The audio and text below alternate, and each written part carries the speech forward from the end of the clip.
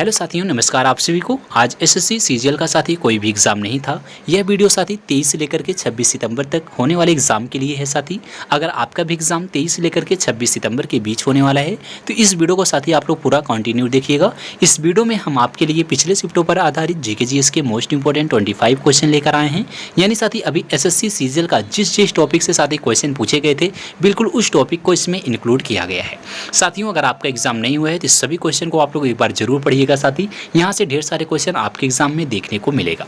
साथियों, अगर आपने चैनल को सब्सक्राइब नहीं किया है तो चैनल को भी सब्सक्राइब करके बेल आइकन को ऑन कर लो। डेली हम आपको इसी तरीके से मोस्ट इंपॉर्टेंट एक्सपेक्टेड क्वेश्चन का प्रैक्टिस कराते रहेंगे।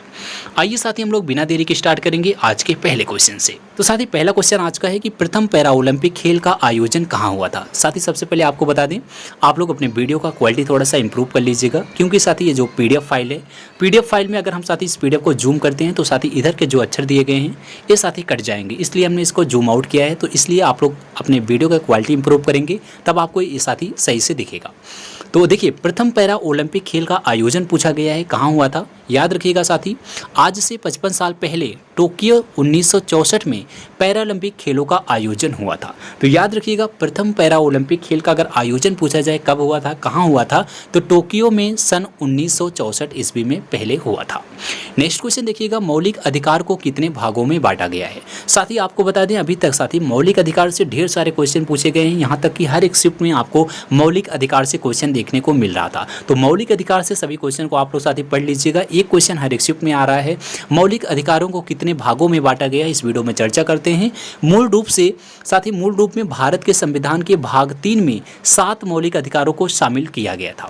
इनमें साथी संपत्ति का अधिकार शामिल था, जिसे 44वें संविधान संशोधन द्वारा हटा दिया गया था। अब केवल 6 मौलिक अधिकार हैं। तो देखिए साथी, आपको बताते हैं, जो 7वां मौलिक अधिकार था कौन सा था, संपत्ति का अधिकार। संपत्ति के अधिकार को साथी पूछा जाएगा किस संविधान संशोधन के द्वारा हटाया गया था। तो याद रखिएगा साथी, 44वें संविधान संशोधन के द्वारा इसको हटाया गया था, संपत्ति के अधिकार को। तो याद रखिएगा साथी, मौलिक अधिकार से क्वेश्चन पूछा जा रहा है। नेक्स्ट क्वेश्चन देखिएगा, वुड के डिस्पैच को कब लागू किया गया था। वुड के डिस्पैच को कब लागू किया गया था, याद रखिएगा साथी, 1854 लॉर्ड डलहौजी के काल में वुड के डिस्पैच को भारत में भारत शिक्षा का मैग्ना कार्टा कहा जाता है। ऐसा क्वेश्चन आएगा कि भारतीय शिक्षा का मैग्ना कार्टा किसे कहा जाता है, वुड के डिस्पैच को कहा जाता है। इतना याद रखिएगा, वुड के डिस्पैच को भारत में क्या कहा जाता है, भारतीय शिक्षा का मैग्ना कार्टा कहा जाता है। इसे साथी जो है कब लागू किया गया था, 1854 में लॉर्ड डलहौजी के काल में लागू किया गया था। इस तरीके से अगर साथी क्वेश्चन पढ़ेंगे, जैसे एक क्वेश्चन में आप 2-3 क्वेश्चन बनाने का प्रयास करेंगे, तब साथी आपके एग्जाम में क्वेश्चन देखने को मिलेगा। किसी में पूछेगा कि ये डिस्पैच को कब लागू किया गया, 1854 में किसके शासनकाल में लागू किया गया था, तो इसको भी याद रखिएगा, लॉर्ड डलहौजी के शासनकाल में लागू किया गया था। तो साथी, हम आपको इसी तरीके से सभी क्वेश्चन का प्रैक्टिस कराते रहेंगे। आप लोग साथी अगर चैनल को सब्सक्राइब नहीं किया है तो सब्सक्राइब अभी कर लीजिएगा। हम आपको जीके जीएस के लिए साथी मोस्ट इंपॉर्टेंट क्वेश्चन को भी प्रोवाइड करते रहेंगे। यहाँ तक कि आपको बता दें साथी, एसएससी सीजीएल का जो आपका प्रीवियस एग्जाम हुआ था साथी जुलाई 2023 में, उसके अगर आप लोग साथी पूरे 40 शिफ्टों के जीके जीएस के क्वेश्चन का पीडीएफ लेना चाहते हैं, पीडीएफ अवेलेबल है। पीडीएफ के बारे में साथी बार आपको बता देते हैं। तो साथी, यह पीडीएफ आपका पिछले 40 शिफ्टों के 800 से ज़्यादा जीके जीएस के प्रश्नों का पीडीएफ है। सभी प्रश्न साथी एक्स्ट्रा फैक्ट के साथ हिंदी माध्यम में दिए गए हैं। साथी, जिन भी कैंडिडेट को लेना है ये साथी पीडीएफ आपको मात्र 20 रुपये के न्यूनतम शुल्क में अभी आपको मिल जाएगा। पीडीएफ लेने के लिए इस दिए गए व्हाट्सएप नंबर पर आप लोग मैसेज कीजिएगा, सभी जानकारी आपको मिल जाएंगी किस तरीके से आपको पीडीएफ दिया जाएगा। आपके एग्जाम के लिए साथी यह पीडीएफ बहुत ही हेल्पफुल होने वाला है। ढेर सारे क्वेश्चन साथी आपके एग्जाम में यहाँ से देखने को मिलेगा। साथी, जो भी कैंडिडेट पीडीएफ लेना चाहते हैं दिए गए नंबर पर मैसेज करके पीडीएफ प्राप्त कर सकते हैं। आइए साथी, नेक्स्ट क्वेश्चन देखिएगा, भारतीय ओलंपिक संघ किस वर्ष स्थापित किए गए थे। देखिए, भारतीय ओलंपिक संघ की अगर हम बात करें, भारतीय ओलंपिक संघ की स्थापना 1927 में हुई थी। तो 1927 याद रखिएगा, भारतीय ओलंपिक संघ की स्थापना हुई थी। नेक्स्ट क्वेश्चन है कि 10 राजाओं का युद्ध किस नदी के किनारे हुआ था। तो 10 राजाओं का युद्ध किस नदी के किनारे हुआ था, याद रखिएगा साथी, दक्षराज युद्ध के नाम से भी इसे जाना जाता है, जिसे 10 राजाओं का युद्ध कहा गया था। पुरुषड़ी नदी यानी वर्तमान में जो रावी नदी है के तट पर लड़ा गया था, जिसमें भारतों के राजा सुदास ने 10 राजाओं के एक संघ को हराया था। तो इसलिए इसे जो है 10 राजाओं का युद्ध कहा गया था। किस नदी के किनारे हुआ था? रावी नदी के किनारे हुआ था। तो आप लोग एक बार कमेंट में जरूर बताइएगा साथी, क्या ये वीडियो की क्वालिटी आपको दिख रही है, यानी वीडियो आपको समझ में आ रहा है, अक्षर आपको दिख रहे हैं? क्योंकि साथी समझ सकते हैं थोड़ा सा जो PDF है थोड़ा सा जूम करने पर जो है आगे पीछे हो जा रहा है, इसलिए हम आपको साथी थोड़ा सा जो है अक्षर छोटे आपको देखने को मिल रहे होंगे। आप लोग एक बार इंप्रूव कीजिएगा। अगर आपको साथी अक्षर नहीं समझ में आ रहे हैं कमेंट में जरूर बताइएगा। नेक्स्ट टाइम से हम आपको साथी PDF जो है वो लार्ज फाइल में कन्वर्ट करके आपको बताएंगे। तो एक बार कमेंट में जरूर बताइएगा। अगर आपको सही लगता है तो आप लोग ठीक है पढ़ाई कीजिएगा। नेक्स्ट क्वेश्चन आइए देखिएगा साथी, यामिनी कृष्णमूर्ति भरतनाट्यम के अलावा कौन से शास्त्रीय नृत्य से संबंधित है? देखिए साथी, यामिनी कृष्णमूर्ति से हर एक शिफ्ट में क्वेश्चन देखने को मिल रहा था, यानी पूरा का पूरा अगर हम कहें तो आप लोग नृत्य के जितने भी क्वेश्चन है साथी आप लोग पढ़ लीजिएगा। 1 से 2 क्वेश्चन हर एक शिफ्ट में आपको देखने को मिलेगा साथी। इसलिए यामिनी कृष्णमूर्ति से रिलेटेड इंपॉर्टेंट क्वेश्चन बन सकता है, यामिनी कृष्णमूर्ति को भरतनाट्यम के अलावा कौन से शास्त्रीय नृत्य से भी जाना जाता है? तो याद रखिएगा, यामिनी कृष्णमूर्ति ऐसे जो है शास्त्रीय नृत्यकार हैं जो भरतनाट्यम के अलावा साथी कुचिपुड़ी नृत्य के नाम से भी जाने जाते हैं। तो इनका संबंध किस नृत्य से है? तो 2 नृत्य से साथी इनका संबंध है, भरतनाट्यम और कुचिपुड़ी। ऐसा क्वेश्चन आएगा कि भरतनाट्यम और कुचिपुड़ी दोनों नृत्य से कौन संबंधित है? तो यामिनी कृष्णमूर्ति संबंधित है। इसको याद रखिएगा साथी, मोस्ट इंपॉर्टेंट क्वेश्चन है आपके एग्जाम के लिए। नेक्स्ट क्वेश्चन देखिएगा, सर्वोच्च न्यायालय के लिए नियम कौन बताता है?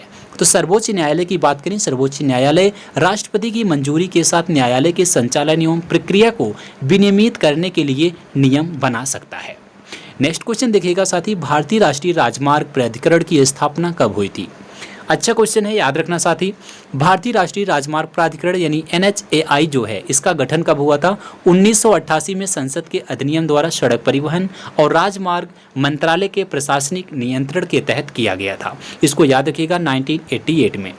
अगला क्वेश्चन है, अस्थायी चुंबक किससे बनाया जाता है? तो देखिए, अस्थायी चुंबक की बात करें, अस्थायी चुंबक को स्टील, निकिल, कोबाल्ट जैसी धातुओं से बनाया जाता है। आपके ऑप्शन में स्टील भी हो सकता है, निकिल भी हो सकता है, कोबाल्ट भी हो सकता है। इसको आप लोग ध्यान में रखिएगा, इससे जो है अस्थायी चुंबक बनाया जाता है। अगला क्वेश्चन है साथी, किस अधिनियम ने केंद्र में द्विसदनीय विधायिका की शुरुआत की थी? देखिए साथी, किस अधिनियम ने केंद्र में द्विसदनीय विधायिका की शुरुआत की थी? 1919 अधिनियम ने साथी जो है केंद्र में द्विसदनीय विधायिका की शुरुआत की थी। 1919 अधिनियम साथी इसका करेक्ट आंसर होगा। अगला क्वेश्चन और इम्पोर्टेंट क्वेश्चन है साथी, आपको बता दें खेल से आपके शिफ्ट में साथी एक क्वेश्चन हर एक शिफ्ट में देखने को मिलेगा। डायरेक्ट खिलाड़ी का नाम देगा, 21 खेल से संबंधित है, या फिर साथी जो है खेल का नाम देगा, पूछेगा इनसे कौन सा खिलाड़ी संबंधित है। इसको याद रखना साथी। दीपिका पल्लिकल अगर नाम दिया जाए तो दीपिका पल्लिकल किस खेल से संबंधित हैं? तो याद रखना दीपिका पल्लिकल स्क्वैश से संबंधित हैं। तो इसके साथी इसका करेक्ट आंसर होगा। अभी साथी अगले जो पिछला शिफ्ट हुआ था, पिछले दिन एग्जाम हुआ था, उसमें साथी आपका मनिका बत्रा से भी क्वेश्चन आया था और खिलाड़ियों से क्वेश्चन पूछे गए थे। इसलिए आपको टॉपिक बता दे रहे हैं, खेल से आप लोग जितने भी क्वेश्चन बन सकते हैं, खिलाड़ियों के नाम और खेलों के नाम, इसको याद रखना। एक क्वेश्चन आपके एग्जाम में देखने को मिलेगा। नेक्स्ट क्वेश्चन देखिएगा साथी, किस राज्य में पहली महिला गवर्नर बनी थी? किस राज्य में पहली महिला गवर्नर बनी थी? भारत की पहली महिला राज्यपाल सरोजिनी नायडू थी। उन्हें उत्तर प्रदेश का राज्यपाल बनाया गया था। तो उत्तर प्रदेश में सबसे पहली महिला गवर्नर जनरल साथी कौन थी? राज्यपाल कौन थी? वो सरोजिनी नायडू थी साथी। किस राज्य की थी? तो उत्तर प्रदेश की थी। इसको याद रखना साथी। अब अगला क्वेश्चन है, नाबार्ड की स्थापना कब हुई थी? नाबार्ड की स्थापना की बात करें साथी, याद रखिएगा भारतीय संसद के एक अधिनियम के तहत राष्ट्रीय कृषि ग्रामीण विकास बैंक यानी जो नाबार्ड है इसकी स्थापना 12 जुलाई 1982 को हुई थी। तो इतना याद रखिएगा, नाबार्ड की स्थापना पूछा जाएगा कब हुई थी? 1982 में हुई थी। अगला क्वेश्चन है, किस वेद में जादुई मंत्रों का समावेश है? किस वेद में है साथी जादुई मंत्रों का समावेश? तो याद रखना अथर्ववेद में है। अथर्ववेद में तंत्र मंत्र, जादू टोना, औषधि का उल्लेख मिलता है, इसलिए इसे जादुई मंत्र भी कहा जाता है। तो जादुई मंत्र से कौन सा समावेश है? समावेश संबंधित है साथी, कौन सा वेद है? अर्थवेद है, इसको याद रखना।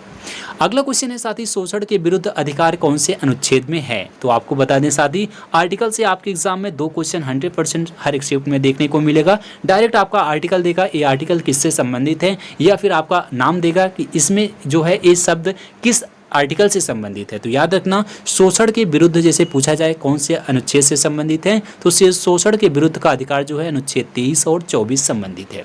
अनुच्छेद 23 और 24 किससे संबंधित है? शोषण के विरुद्ध अधिकार से संबंधित है।